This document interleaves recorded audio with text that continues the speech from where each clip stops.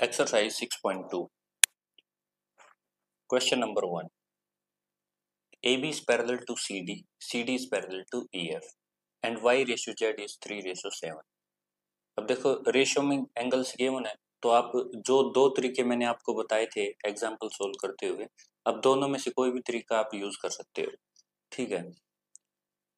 और यहाँ देखें ए बी पैरेलल है सी डी के और ई एफ भी पैरेलल है सी डी के। A B is parallel to C D और ई एफ भी पैरेलल है सी डी के।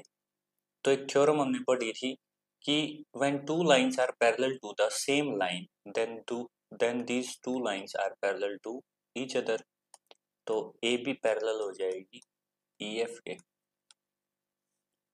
ब्रैकेट में आप कंप्लीट वो थ्योरम बताएंगे आप अपने, ठीक है। ये वाली थ्योरम 6.6, इसको पूरा रिजल्ट लिखेंगे आप। Lines which are parallel to the same line are parallel to each other, ठीक है।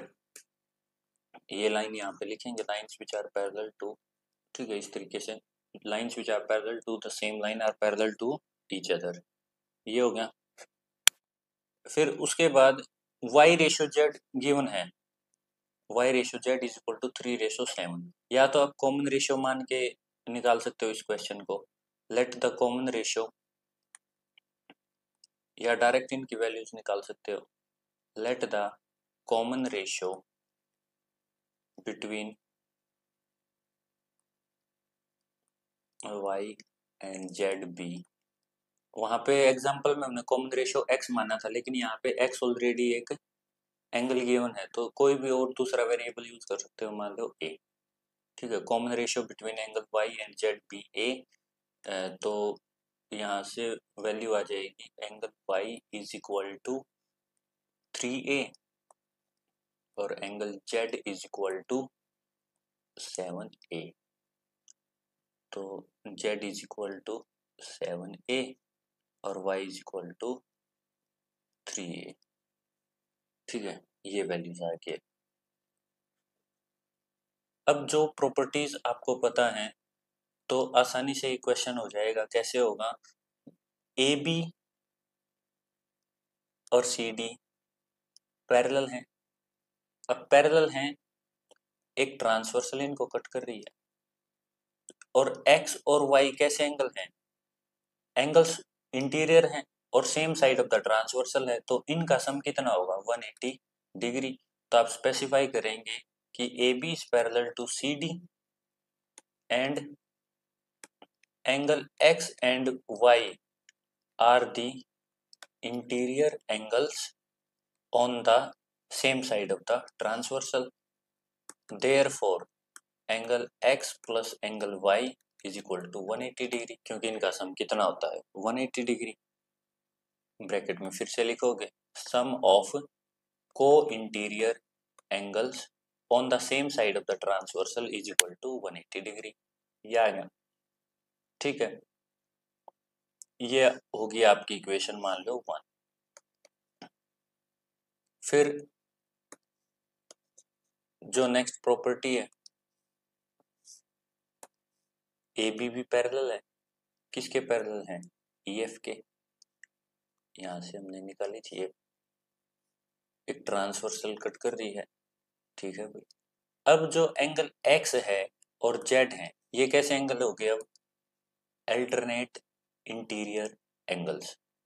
तो फिर से आप प्रॉपर पूरी बात लिखेंगे, A B parallel to E F and angle X and angle Z are alternate interior angles, therefore angle x is equal to angle z, ठीक है।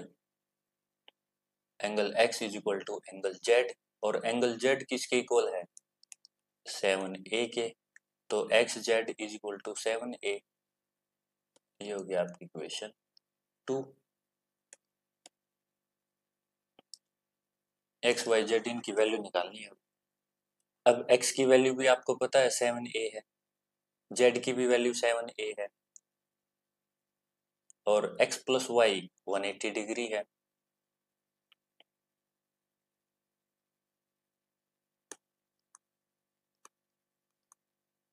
Putting this value in equation 1।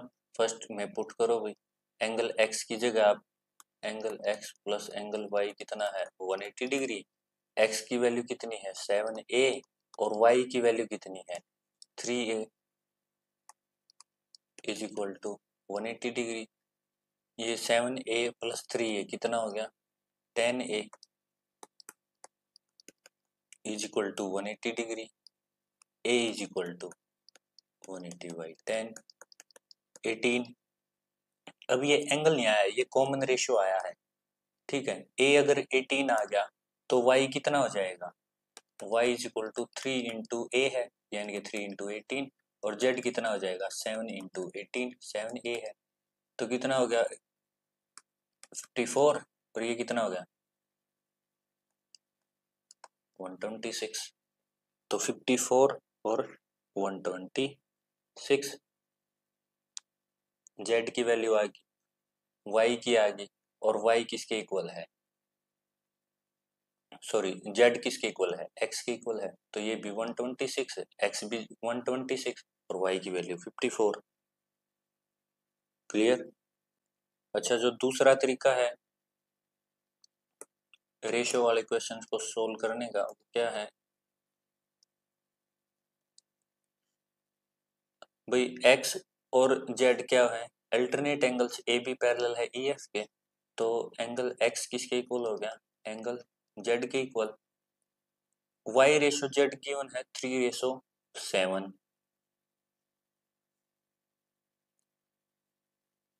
और x plus Y, angle x plus angle y को interior angles हैं, इनका sum कितना है 180 degree, x z के equal है, तो मैं क्या बोल सकता हूँ angle z plus angle y 180 degree, ठीक है।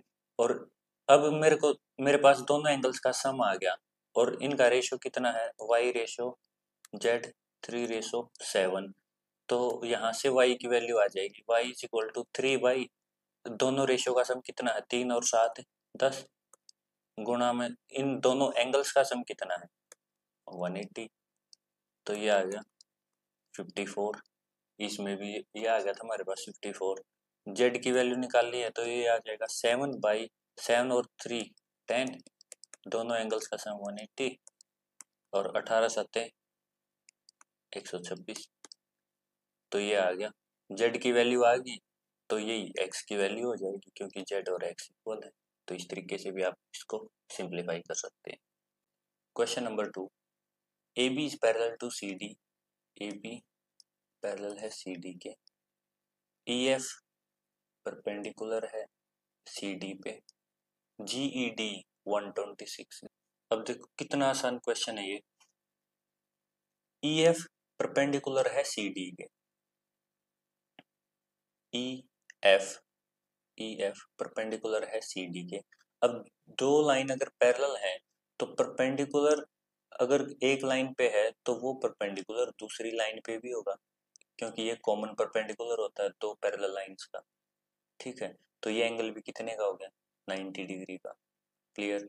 अब उसके बाद इसने बताया कि जी ई डी 126 है, जी ई डी ये यहाँ से यहाँ तक ये कंप्लीट कितना है 126, लेकिन ये कितना है 90, ये यहाँ से यहाँ तक 90 है और ये कंप्लीट है 126 है। अगर 126 में से मैं 90 को सब्ट्रैक्ट कर दूं तो मेरे पास ये एंगल नहीं आ जाएगा, क्योंकि कंप्लीट कितना है ये 126 और ये है 90, तो 126 में से अगर मैं 90 को सब्ट्रैक्ट करूं तो मेरे पास ये एंगल आ जाएगा।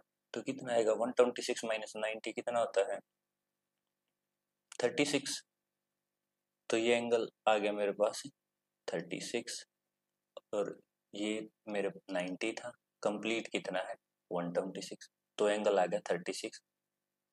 ये एंगल कौन सा आ गया जी ई एफ, जी ई एफ, ये सोल्व हो गया। फिर ए जी ई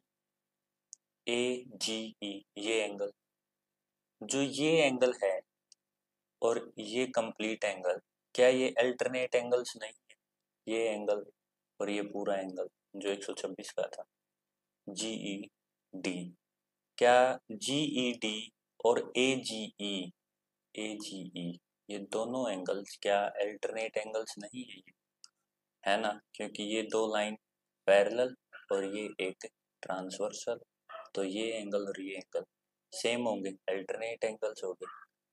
तो इसकी भी वैल्यू कितनी आएगी 126। अब बचा FGE, तो क्या बचा आपके पास है FGE ये वाला एंगल, भाई ये 90 का है और ये कितना आया था 36। ये एक ट्राइंगल बन रहा है, ट्राइंगल का तीनों एंगल्स का सम कितना होता है 180 डिग्री, तो 90 plus 36 plus FGE is equal to 180। 90 और 36 कितना होगा 126 plus angle FGE is equal to 180 degree. Angle FGE कितना हो जाएगा 180 माइनस 126, 10 में 6 गई 4, 7 में 2 गए 5, 54 ये एंगल्स आ गया आपका 54। क्लियर? या दूसरे तरीके से कैसे निकाल सकते थे इस एंगल को, ये एंगल 126 आ गया था, ये कंप्लीट एंगल कितना है एक स्ट्रेट लाइन पे 180 डिग्री, 180 डिग्री है तो 180 माइनस 126, 180 में से 126 घटा तो कितना आया 54, तब भी ये कितना आता है 54। ठीक है, तो किसी भी तरीके से आप इसको सोल्व कर सकते हैं, बशर्ते आपको प्रॉपर्टीज अच्छे से आती हो। थर्ड देखें, in figure 6.25 if PQ is parallel to ST, ये साइड इसके पैरेलल है,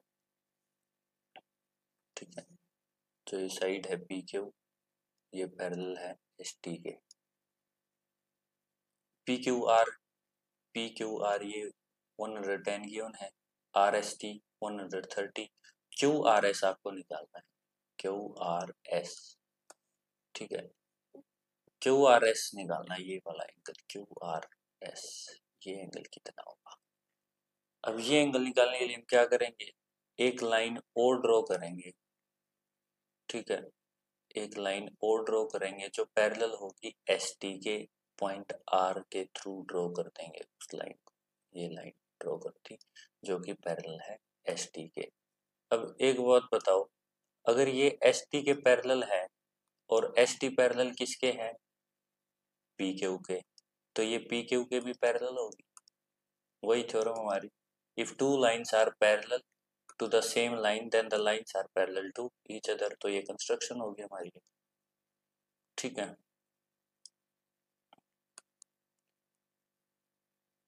अब देखें भाई, अब आप आसानी से यहाँ प्रॉपर्टी लगा सकते हैं, PQ ये एंगल है 110, अगर मैं बात करूँ PQ और ये लाइन है हमारी, तो मान लो ये लाइन हमने ड्रॉ की और इसका नाम है AB।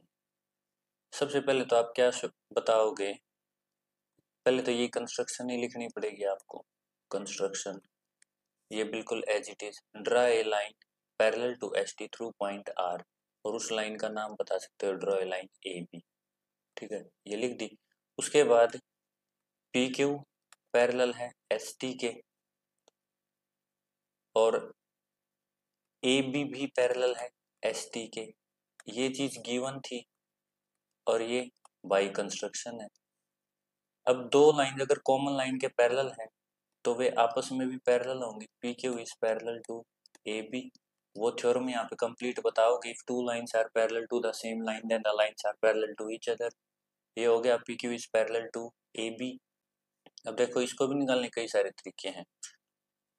अब ST पैरेलल है AB के और SR एक ट्रांसवर्सल है, ये एक ट्रांसवर्सल है, ये एंगल और ये angle same side of the transversal है, तो इन दोनों का सम कितना होगा 180, ये 130 है तो ये कितना हो जाएगा बताओ 50।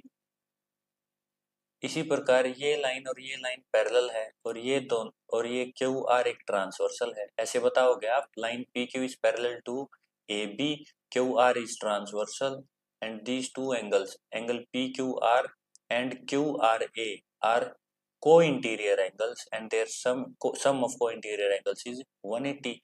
तो 110 ये है, तो ये कितना बच गया 70। फिर AB एक स्ट्रेट लाइन है, इस पे ये 3 एंगल बन रहे हैं।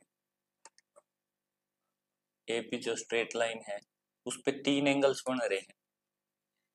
एक एंगल आपका 70 आ गया, ये वाला, एक 50 आ गया और एक एंगल ये बन रहा है। और कंप्लीट एंगल का सम क्या होगा 180 degree.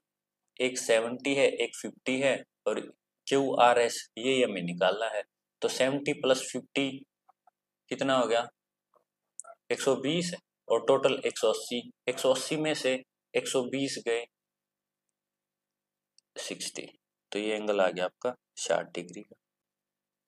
AB is parallel to CD, APQ 50 है, ठीक है भाई। PRD 127 है, find angle X and Y। X and Y आपको फाइंड आउट करनी है। अब देखो लाइन AB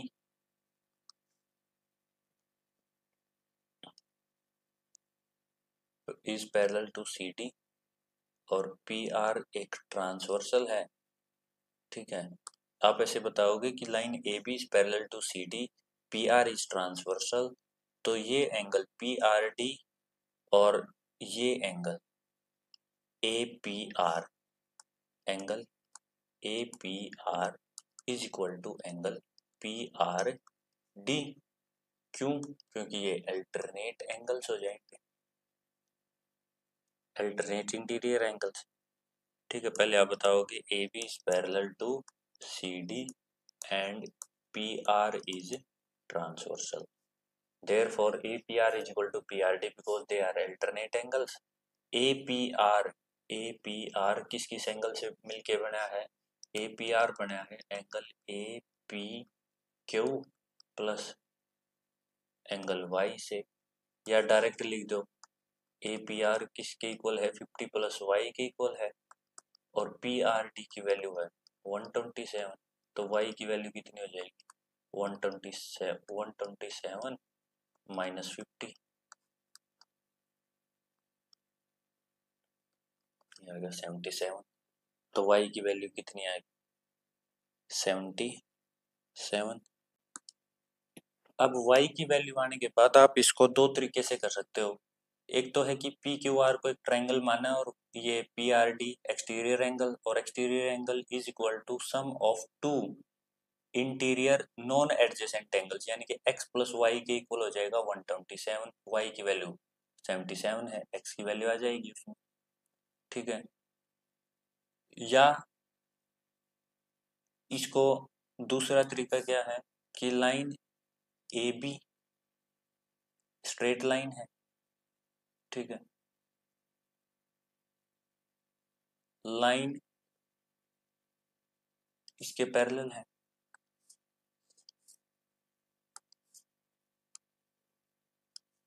ये एक ट्रांसवर्सल है, ये एंगल और ये एंगल अल्टरनेट एंगल है, तो x की वैल्यू कितनी आ गई 50,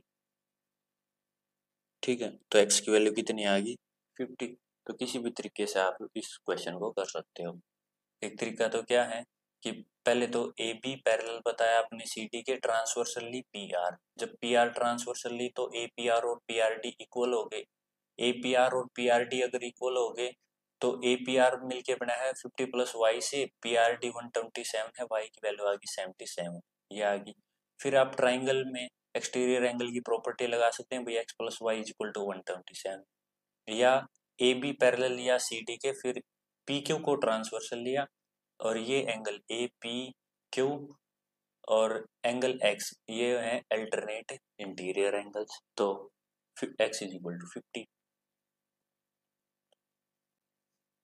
PQ and RS are two mirrors placed parallel to each other. ये दो मिरर्स हैं, एक दूसरे के पैरेलल रखे गए हैं, ठीक है।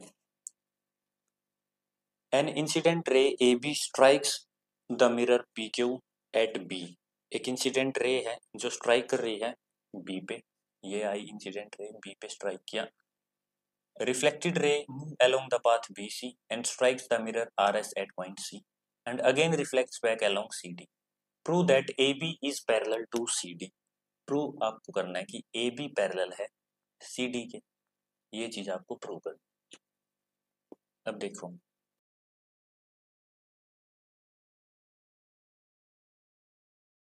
ये एक इनकी ट्रांसवर्सल है, ठीक है। अब दो लाइंस को हम पैरेलल कब प्रूव कर सकते हैं, जब उनमें से मान लो अगर इनके मैं या तो अल्टरनेट एंगल्स को इक्वल शो करती हूँ, भाई ये एंगल इसके इक्वल है, या तो इन दोनों एंगल्स को शो करूँ तब ये पैरेलल, या ये एंगल और ये एंगल इनका सम, लेकिन फिर ये दूसरा एंगल निकालने में प्रॉब्लम होगी। तो यहाँ पे कौन सी प्रॉपर्टी यूज कर सकता हूँ मैं कि अगर ये मेरा ये एंगल और ये एंगल इक्वल हो जाए तो मैं आसानी से इसको प्रूव कर सकता हूँ by using the property of alternate angles, कि अगर दो अल्टरनेट एंगल्स मेरे अगर इक्वल हैं तो लाइंस पैरेलल हैं, ठीक है। तो ये एंगल्स मेरे को इक्वल प्रूव करने हैं, क्लियर। अब इन दो एंगल्स को इक्वल प्रूव कैसे किया जा सकता है,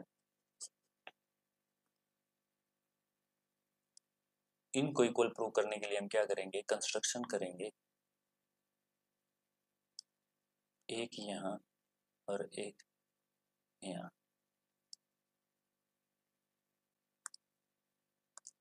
अब यहाँ पे दो कंस्ट्रक्शन हम कर लेते हैं और साइंस का थोड़ा सा कंसेप्ट यूज करेंगे।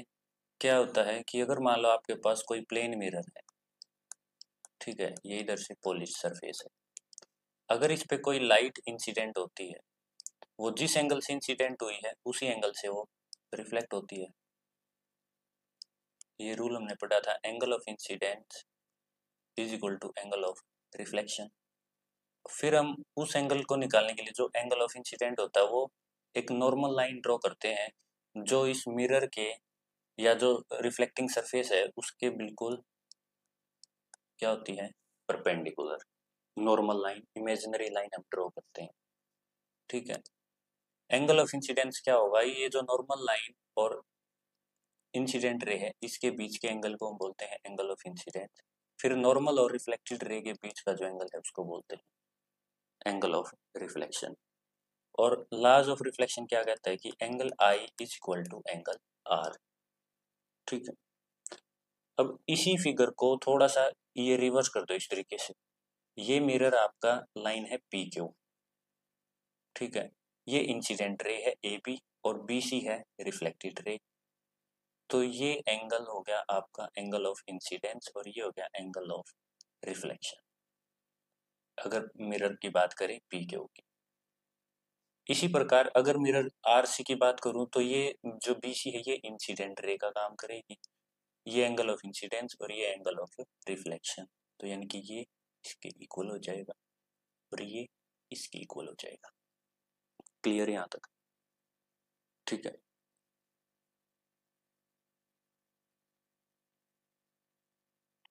अब ये angle of incidence angle of reflection के इक्वल है।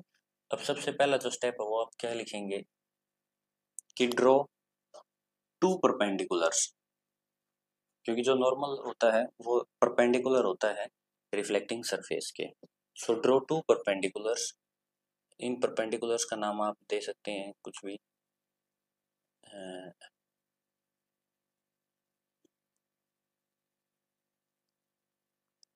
ड्रॉ टू परपेंडिकुलर्स, ये बी बी ई और C F.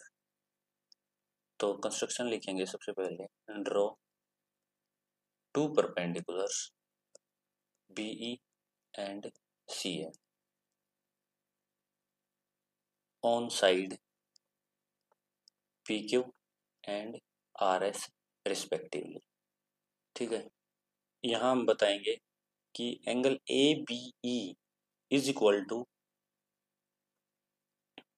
A B E is equal to angle E B C, E B C क्यों होंगे equal, by laws of reflection, angle of incidence is equal to angle of reflection, दोनों में same reason है। Similarly angle B C F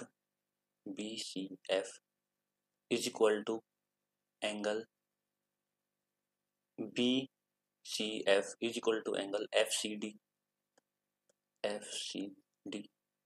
ठीक है। ये हो गए।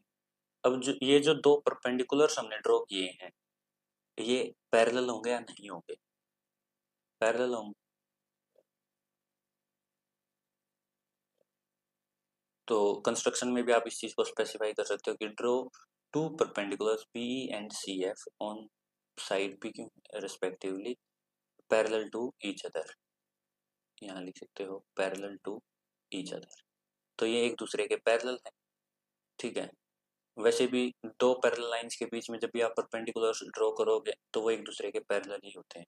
तो बीई पैरेलल है एफसी के, BE is parallel to FC, ठीक है। बाय कंस्ट्रक्शन की या रीजन लिख सकते हो that the perpendiculars between two parallel lines are parallel to each other. अब ये अगर पैरेलल लाइंस हैं, B E is parallel to C F या F C and B C, और इन पे एक B C is the transversal, और इन पे बी सी एक ट्रांसवर्सल का काम कर रही है B C.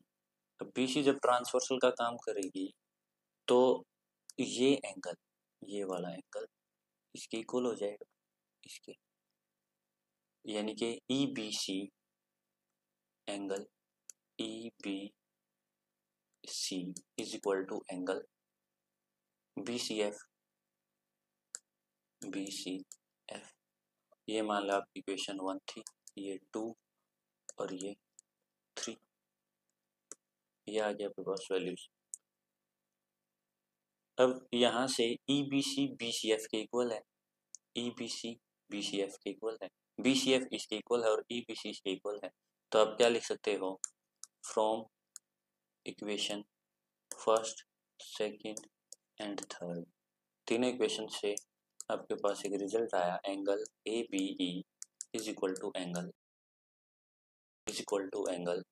B C F is equal to angle F C D. तो ये चारों एंगल्स क्या हैं, इक्वल हैं। इनमें से किन्हीं दो एंगल्स का सम भी क्या होगा, किन्हीं दो एंगल्स के सम के इक्वल होगा, ठीक है। तो therefore angle A B E plus angle E B C is equal to angle B C F plus angle F C D. भाई अगर ये चारों इक्वल हैं तो अगर मैं दो एंगल्स को एक तरफ कर दूं उनका सम और दो एंगल्स को एक तरफ करके उनका सम करूं तो इक्वल ही तो आएंगे। मान लो ये चारों एंगल्स का सम है एक्स के इक्वल से एक्स डिग्री, ठीक है। चारों एंगल्स का सम एक्स डिग्री है तो ये भी एक्स, ये भी एक्स और ये भी कितना है एक्स, तो ये भी एक्स, यानी कि 2x equal to 2x, same आया ना, ठीक है। तो ये आपको समझाने के लिए था। तो ये इन दोनों एंगल्स का भी सम क्या आएगा, इक्वल। और ए बी ई और ई बी सी मिलके किसको बना रहे हैं, ए बी सी को, एंगल ए बी सी को, ए बी ई और ई B C A B C को बना रहे हैं, is equal to angle B C F और एफ सी डी मिलके बना रहे हैं बी सी डी को। यही हमारा पर्पस था, इन दोनों एंगल्स को इक्वल शो करना। अब हम क्या लिख सकते हैं, ए बी सी और बी सी डी, ये एंगल और ये एंगल्स दोनों इक्वल आ गए। तो हम क्या लिखेंगे, but these are alternate interior angles. किसके लिए हैं ये alternate interior angles, for lines A B and C D with transversal B C, A B and C D intersected by transversal B C. भाई ये तो अल्टरनेट इंटीरियर एंगल्स हैं, ठीक है, अल्टरनेट इंटीरियर एंगल्स हैं तो it implies lines A B and C D are parallel to each other, ठीक है।